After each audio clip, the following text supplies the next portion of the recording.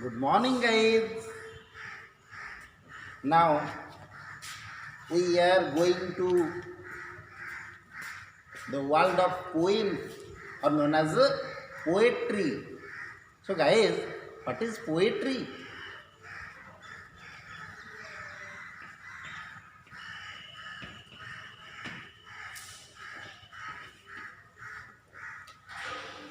Do you know William Wordsworth?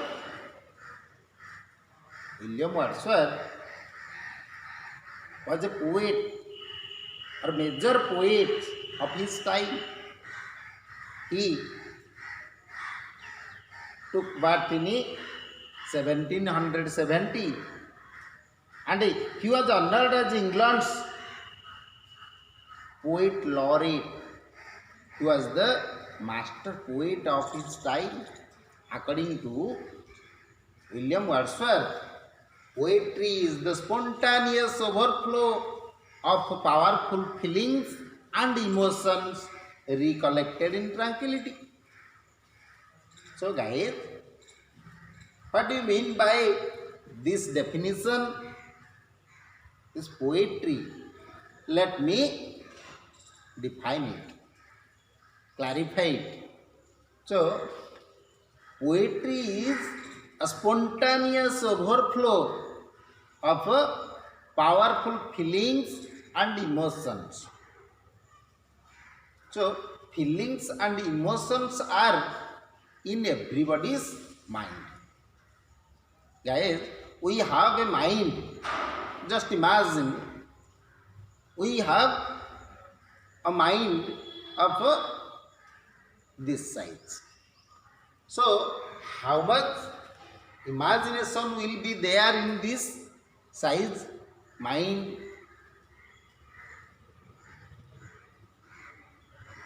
If we have a mind of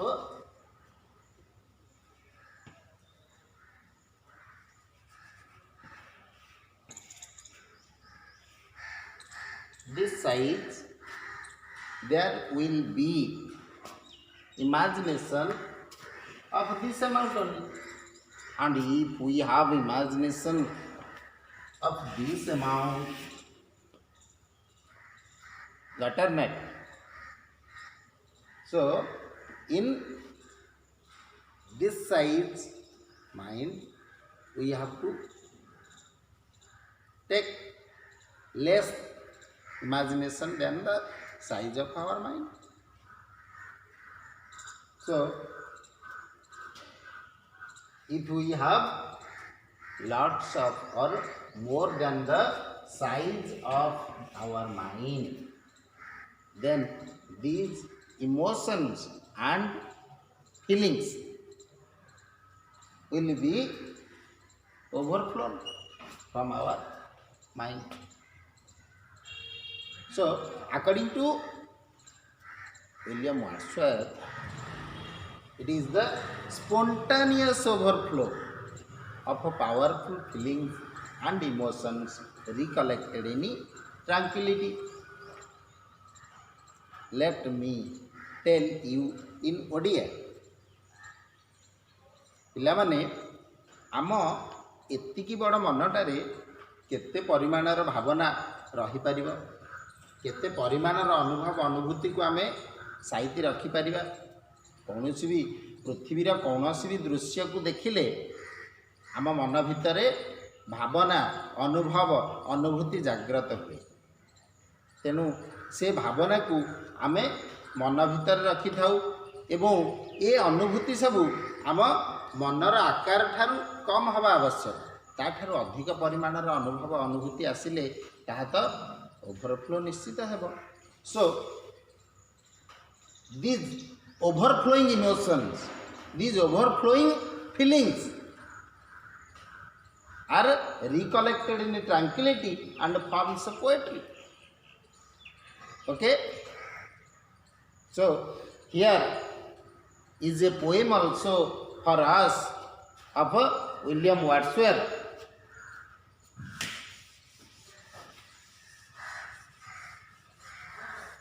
Named Daffodils. The poem is daffodils.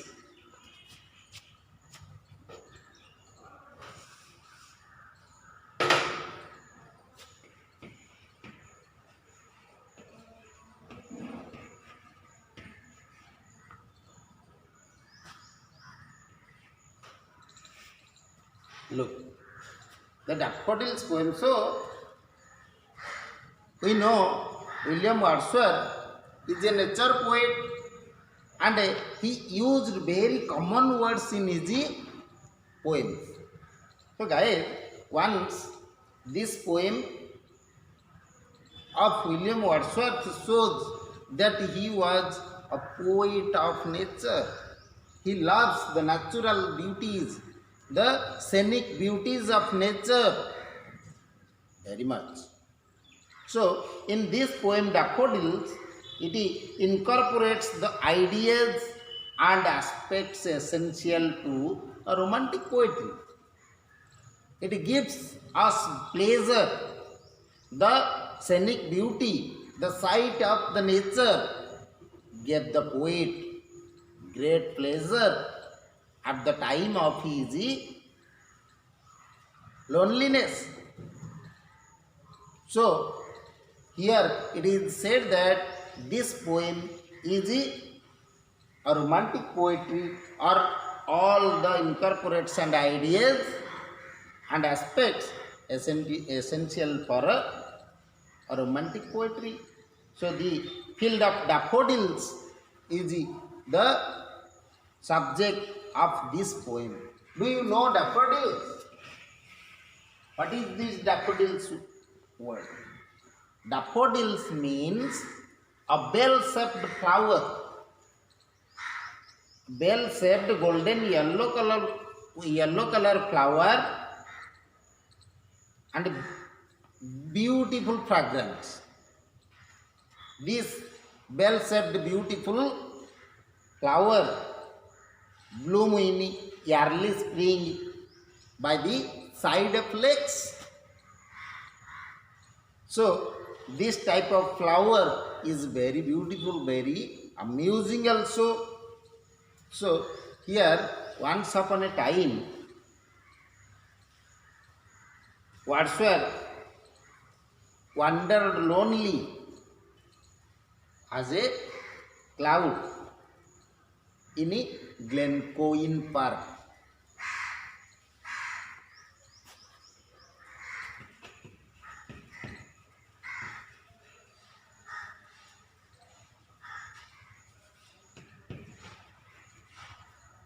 In a Glencoe Park.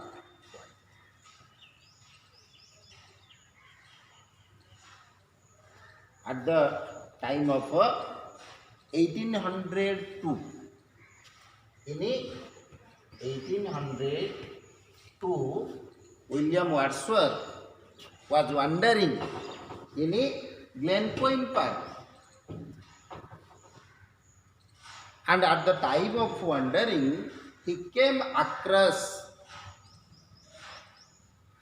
a host of daffodil flowers. Those flowers bloomed beside the lake Ullswater.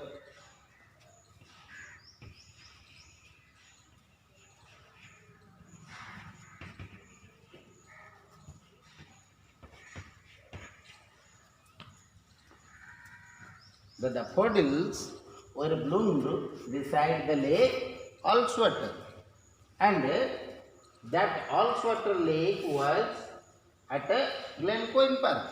He was wandering by the lakeside in 1802. So the atmosphere of the poem was very peaceful. When the poet was wandering there, he was enjoying the scenic beauty of the nature. He was enjoying the beauty of the daffodils, and later, when he was lonely in his home. Inside an imaginary condition, he was lonely and he was very upset also. And this memory of William Wordsworth about the daffodils that had given him great pleasure at the time of his wandering. So he was remembering this sight and wrote the poem after 2 years of 1802.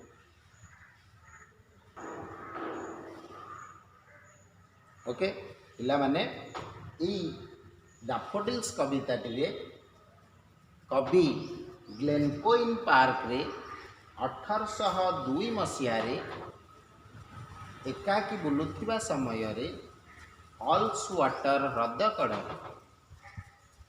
फुटिथिबा daffodils फूल गुड़िक देखि एवं सेठाकार दृश्य को से सुंदर भाव में उपभोग करथिले एई डैफोडिल्स फूल गुड़िक सहित निज अंतरात्मा तांकर नाची उठिथिले एवं सही दृश्य परवर्ती समय रे से निज घरे एकाकी रहिथिबा समय रे निजकू एकाकी मन करुथिबा समय रे तांका एकुटियापण रे ए दृश्य तांकर मन पड़ जाइछि एवं ए दृश्य तांका मन को बहु आनंद प्रदान करिछि एवं से दृश्य को मन पकई अत्यंत आनंदित होई ए कविताटी को लिखिछंती।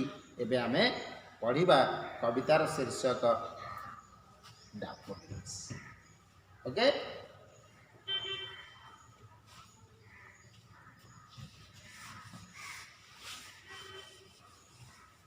so guys, let us study the poem and note how Wordsworth glorifies the beauty of nature and the bliss of solitude. How he describes the nature as the scenic beauty and glorifies its beauty also. So here in the first stanza of the poem, William Wordsworth wrote, I wandered lonely as a cloud that floats on high over vales and hills, when all at once I saw a crowd, a host of golden daffodils beside the lake, beneath the trees, fluttering and dancing in the breeze. Look, here he said, I wandered lonely as a cloud. Look at this line. I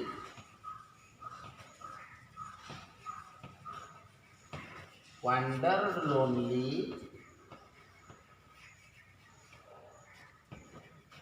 as a cloud. One more thing here comes. The poetic devices used in this poem we have to know.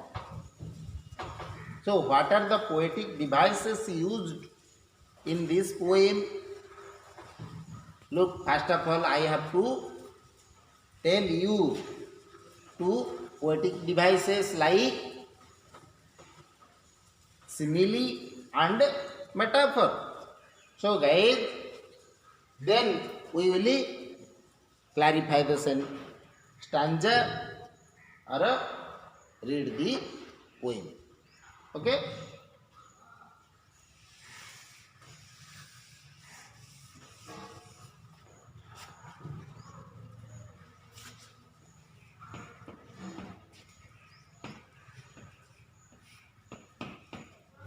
Simile. Guys, simile is a figure of speech that makes an explicit comparison between two unlike things by using as or like. Write the definition. Simile is a figure of speech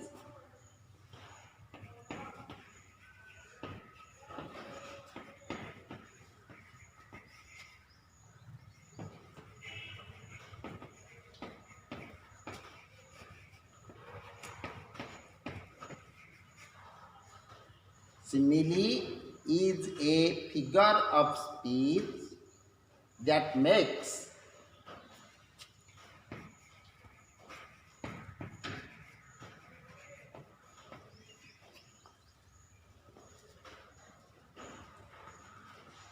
an explicit comparison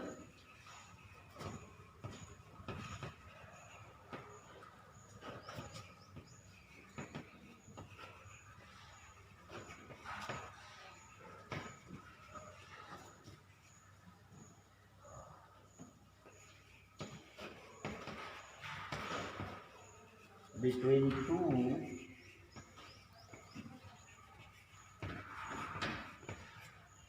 unlike things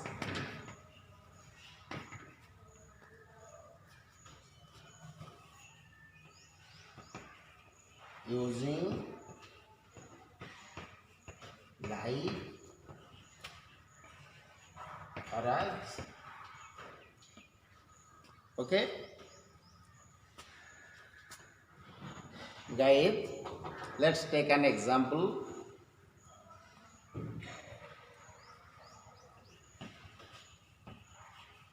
That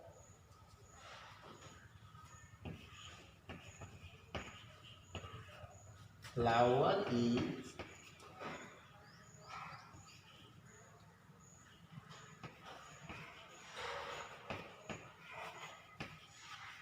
beautiful.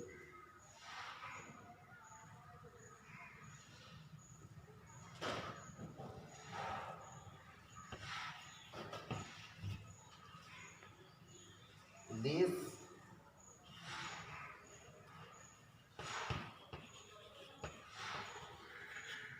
image is very beautiful. So both the things like that flower and this image, both are beautiful.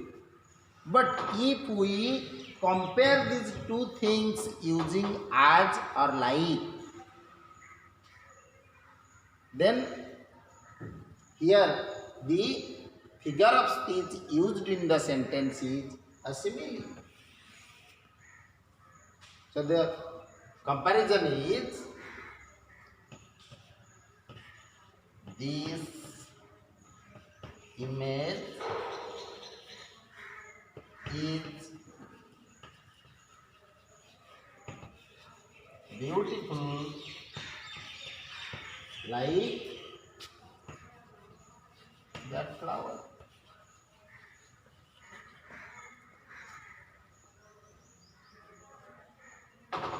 This man,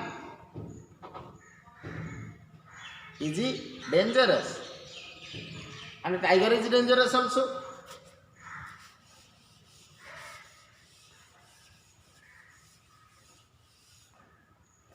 We can say Ramesh is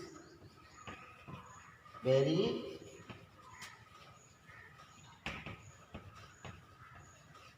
dangerous.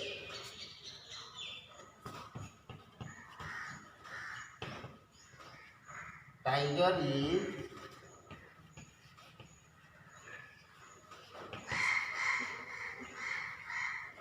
a dangerous animal.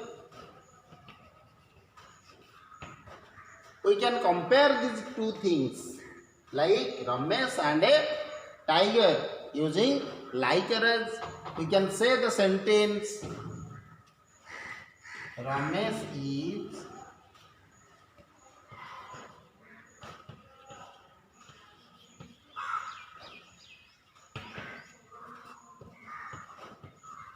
dangerous like or as a tiger. So here Ramesh is compared with a tiger using like or as. So like this, if we compare two different things or two different body using like or as, the figure of speech used in that sentence is simile. And another figure of speech is also there.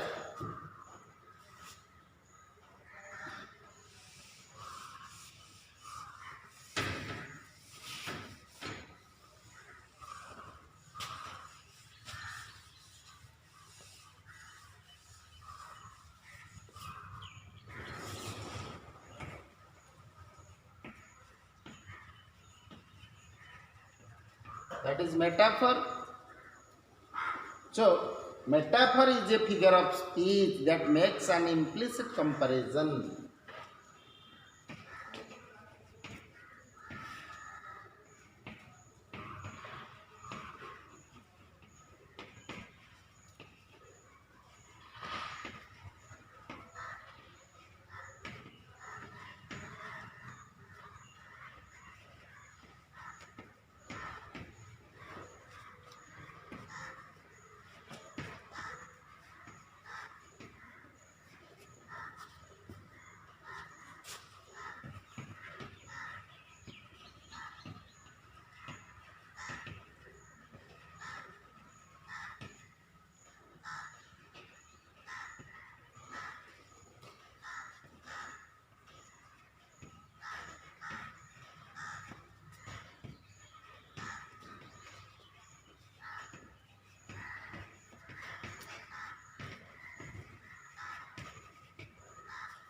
So metaphor is a figure of speech that makes implicit comparison between two unlike things. Like, for example, so metaphor is a figure of speech that makes implicit comparison between two unlike things. Let's take an example.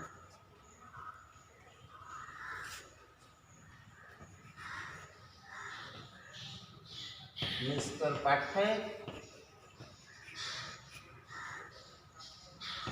is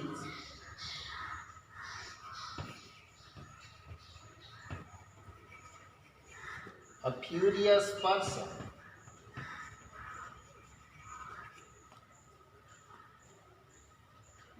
Look at this sentence. Mr. Pathak is a furious person.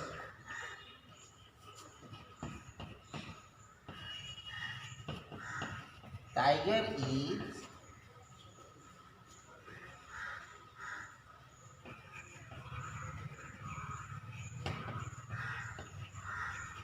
a dangerous animal. If we compare Mr. Pathak with tiger without using like, as or its qualities, as the sentence is, Mr. Pathak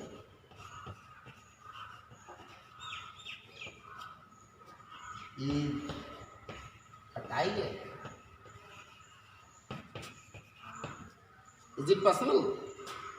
Mr. Pathak is a tiger. Can Mr. Pathak be a tiger? No. It means the qualities of these two are equal. Tiger is dangerous, Mr. Pathak is furious. But in this sentence, there is a implicit comparison between the two, Mr. Pathak and tiger. So Mr. Pathak is a tiger, we can tell him directly. And here, as, like, etc. is not used. If we take this sentence like, Mr. Pathak is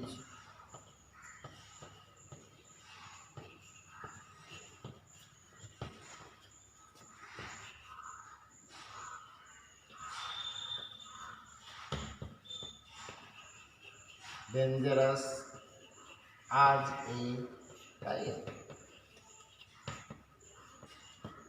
In this sentence, the figure of speech used is simile. But in this sentence, the figure of speech used is metaphor.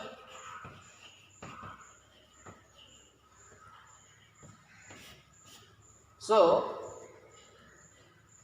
in the poem, the first line, in the first line of our poem Daffodils, the poet said, I wandered lonely as a cloud. So, he tells himself, compares himself with the cloud. Poet said, I wandered lonely as a cloud. The cloud floats, that floats high over bells and hills. That means the cloud floats in the wells and hills, in the valleys and over the hills. So he compares himself with the cloud. That means he was telling that the clouds are floating on the upper level of the air, and I was also wandering, I was also floating like those clouds. So in this sentence, the figure of speech used is a simile, because it's a comparison using as a cloud.